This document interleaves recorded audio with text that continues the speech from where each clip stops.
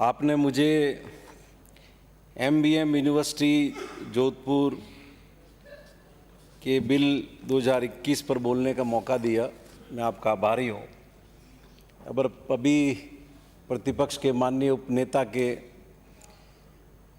विचार हम सब ने सुने। माननीय सभापति महोदय, जिस जयनारायण व्यास विश्वविद्यालय जोधपुर के लगभग मातहत इस यूनिवर्सिटी को एस्टेब्लिश किया जा रहा है, 1962 में सर्वपल्ली राधाकृष्णन ने, जो भारत के महामहिम राष्ट्रपति थे, इस जोधपुर यूनिवर्सिटी की माननीय सभापति महोदय शुरुआत की थी। हर संस्था के जीवन में माननीय सभापति महोदय उतार चढ़ाव आते हैं, समय सदा एक साथ नहीं रहता। लेकिन मैं प्रतिपक्ष के उपनेता को निवेदन करना चाहूँगा कि यही वो जोधपुर जयनारायण व्यास विश्वविद्यालय जोधपुर था जहाँ विख्यात शिक्षाविद वीवी जॉन जैसे कुलपति हुए। और इतना ही नहीं, इस मुल्क के हिंदी जगत के नामवर हस्ताक्षर संपूर्णानंद, हीरानंद वात्स्यायन अग्गे और डॉक्टर नामवर सिंह जैसे ख्यातनाम साहित्यकार और विद्वान इस विद्यालय के शिक्षक रहे। और इन 50-60 वर्षों की यात्रा में जयनारायण व्यास विश्वविद्यालय जोधपुर ने अपनी एक प्रतिष्ठा अर्जित की है।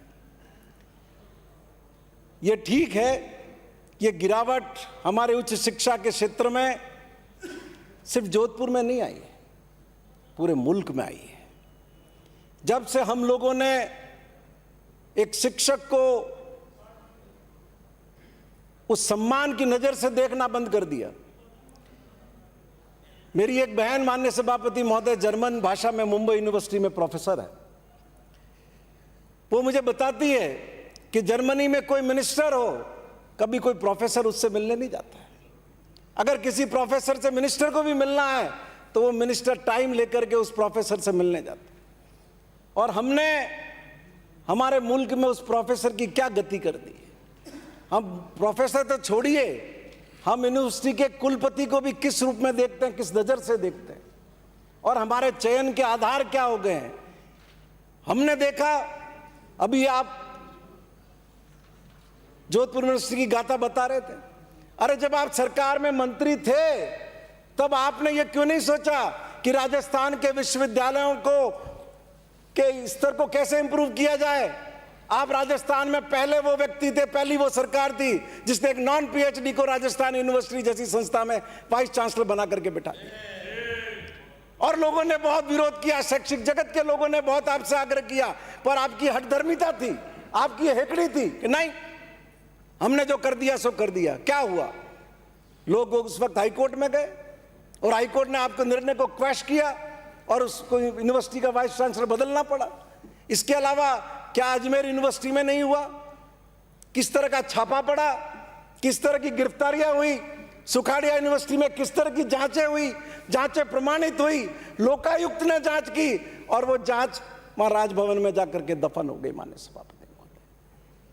तो ये अगर उच्च शिक्षा के प्रति हमारा मन साफ है, हम बदलना चाहते हैं अगर उच्च शिक्षा की तस्वीर, तो ये दलगत राजनीति के संकुचित दायरे से नहीं बदलेगी।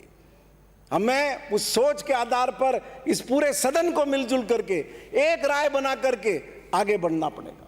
और उसके लिए बहुत अच्छा होगा माननीय सभापति महोदय कोई इस तरह का समागम रखे जिससे इसमें निकलने का रास्ता सोचा जाए।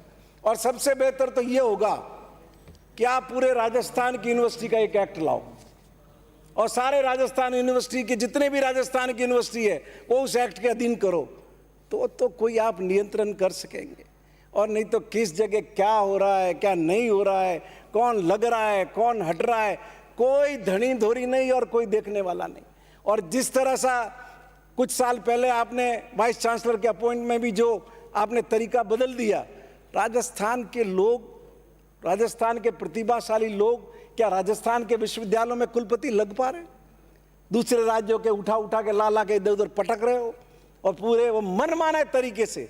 और जो चर्चाएं कुलपतियों के चयन में सुनते हैं बड़ी दुर्भाग्यपूर्ण है। इसी तरह की बातें सुनने में आती है कि इतने पैसे देकर के फला कुलपति बन गया। अरे जब वो पैसे देकर के कुलपति बन रहे हैं तो फिर क्या निहाल करने वाले हैं? इसलिए पूरी व्यवस्था को बदलने का सोचो, जो कमियां आई है उसको ठीक कैसे करोगे वो सोचो। और अब अभी चर्चा कर रहे थे आप यूनिवर्सिटी की।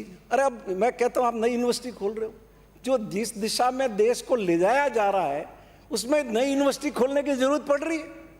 अभी आपने और हमने सभापति महोदय देखा, गुजरात में मंत्रिमंडल का फेरबदल हो गया। 12 मंत्री तो ऐसे बने जो कभी कॉलेज गए ही नहीं। हम 21वीं सदी के ये 21वीं सदी में चर्चा कर रहे हैं इस पर, और किस तरीके का नेतृत्व हम विकसित कर रहे हैं। कई तो ऐसे हैं जो 5वीं तक से भी आगे नहीं बढ़े और वो सरकार में मंत्री बन गए। गुजरात में 12 मंत्री ऐसे हैं जो कॉलेज नहीं गए। हाँ, बिल में नहीं तो क्या है? ये आप किस तरह की नजीर पेश कर रहे हो लोगों के सामने, किस तरह की तस्वीर पेश कर रहे हो, और उच्च शिक्षा पे भाषण दे रहे हो, और वो भी वो उसी स्टेट के अंदर जो देश के अंदर मॉडल ग्रुप के रूप में आपने प्रस्तुत किया है। गुजरात पूरे हिंदुस्तान में सुशासन का मॉडल है। आप इस तरह के लोगों से सुशासन की अपेक्षा करते हैं, और ऐसे हुक्मरान बैठे हैं माननीय सभापति महोदय कि पहले तो कांग्रेस शासित राज्यों के मुख्यमंत्री हटा रहे थे, उनको मुख्यमंत्री बदलने की आदत पड़ गई। कर्नाटक में हटा दिया, मध्य प्रदेश में हटा दिया, वहां हटा दिया। अब कांग्रेस शासित राज्यों के नहीं हटा पा रहे तो खुद के राज्यों के हटा रहे। उत्तराखंड में हटा दिया, कर्नाटक में हटा दिया, मध्य प्रदेश में सॉरी गुजरात में हटा दिया, और पता नहीं आगे और किसकी बात। तो इनका उच्च शिक्षा से लेना देना क्या है? उच्च शिक्षा से मतलब क्या है? पर माननीय सभापति महोदय, मैं आपको निवेदन करूंगा कि हमको चिंतित होना चाहिए। हमारे प्रदेश में उच्च शिक्षा के हालात ठीक नहीं। राजस्थान की तमाम यूनिवर्सिटी टीचर्स का है, कितने फीसदी टीचर्स नहीं है वो देखिए आप। कॉलेज की हालत देखिए आप, कहां टीचर्स हैं? आप एक एक दो दो लेक्चरर के बूते आप कॉलेज चला रहे हैं। और ठीक है, अच्छा सोच है कि आपने नए कॉलेज खोले, बच्चे उन कॉलेजों में नज़दीक की जगह पे पढ़ने जाएंगे। माँ बाप लड़कियों को दूर पढ़ने नहीं भेजते हैं तो वो पढ़ने भेज पाएंगे, लेकिन क्वालिटी एजुकेशन का क्या होगा? कैसे हमारे बच्चों को हम गुणवत्तापूर्ण शिक्षा देंगे, ये विचार का विषय है। अब ये जो यूनिवर्सिटी आप खोल रहे हैं, इसका मूल रूप से जब बजट में प्रस्ताव किया तब विचार क्या था? क्या आप पेट्रोलियम बेस्ड यूनिवर्सिटीज को बनाएंगे और टेक्निकल एजुकेशन बेस। अब आपने इसको कर दिया बहुसंकाय विश्वविद्यालय, और आप जोधपुर यूनिवर्सिटी के अंडर में इसको कर रहे हो। जोधपुर यूनिवर्सिटी की प्रॉपर्टी को आप शेयर करोगे, तो क्या आप दोयम दर्जे का एक विश्वविद्यालय खड़ा करने का मन रखते हो? इस दौर में 21वीं सदी में नया अगर यूनिवर्सिटी आपको एस्टेब्लिश करना है, आपको तो सीखना चाहिए हमारे आरसीए के अध्यक्ष वैभव गहलोत से, जो राजस्थान के अंदर स्टेडियम बना रहे हैं 700 करोड़ रुपए का जयपुर के अंदर, तो वर्ल्ड क्लास स्टेडियम बना रहे हैं। अब 21वीं सदी में अगर आप कोई नई यूनिवर्सिटी बनाना चाहते हैं तो आपको इस सोच के साथ आना चाहिए कि हम अगले 50 साल का सोच करके यूनिवर्सिटी खड़ी कर रहे हैं। आप 10 करोड़ रुपए का आपने प्रावधान किया है। माननीय सभापति महोदय, मुख्यमंत्री अशोक गहलोत ने मेरे यहाँ मेडिकल कॉलेज स्वीकृत किया। बाकायदा पहले टीम आई देखने के लिए कि जमीन कहाँ लें। जब हमने कलेक्टर ने और हमने जमीन सजेस्ट की बालदा के अंदर, उस टीम ने आके देखा कि नो, इसके पीछे वाटर बॉडी है, हम ये नहीं ले सकते। फिर हमने वापस पूरा सब कुछ खाक जमीनें छानी, तब जाके नेशनल हाईवे पर हमको एक गोचर भूमि मिली, वहां हमने उसको एस्टेब्लिश किया। एक मेडिकल कॉलेज के लिए कितने फंड का प्रोविजन है? 330 करोड़ रुपए का। आप यूनिवर्सिटी खोल रहे 10 करोड़ रुपए में। क्यों बच्चों के भविष्य के साथ खिलवाड़ कर रहे हैं? ऐसी क्या मजबूरी है? ये क्यों सफेद हाथी खड़े कर रहे हो आप? पहले आपने यहाँ भरतपुर और वगैरह सीकर और इन सब जगह यूनिवर्सिटी खोली, क्या हालत है उनकी? हम कोई तमगा लेना चाहते हैं कि हमने एक शहर के अंदर 2 यूनिवर्सिटी खड़ी कर दी, इससे हमें कोई फायदा मिल जाएगा, क्या कोई राजनीतिक लाभ मिल जाएगा? माननीय सभापति महोदय, मैं आपके माध्यम से निवेदन करूंगा इसका आवृत्ति व्यय भी 3 करोड़ रुपए का प्रावधान रखा है।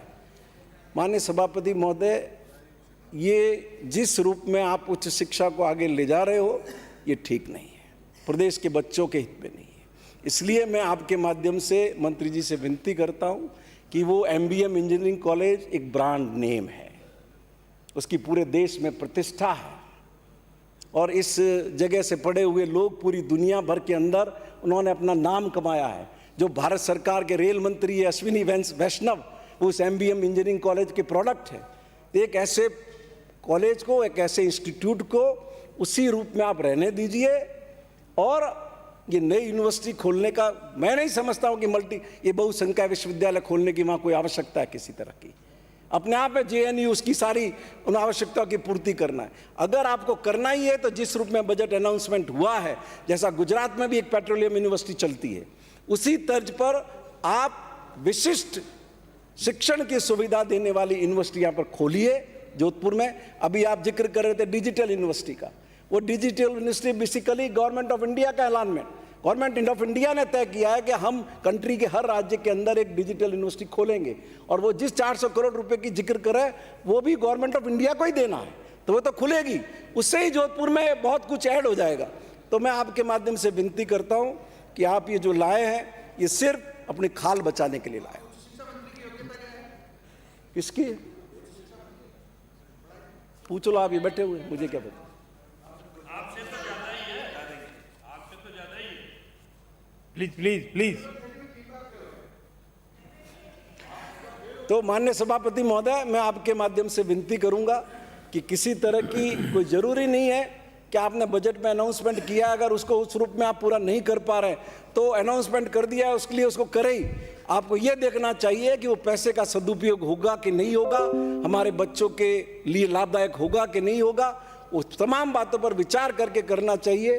और फिलहाल इसको आप पेंडिंग रखो, और मैं आपसे विनती करता हूं कि इसको जनमत जानने के लिए परिचालित करें, जिससे एक अच्छा निर्णय आप कर सकें। बहुत बहुत धन्यवाद। श्री अशोक लाहोटी।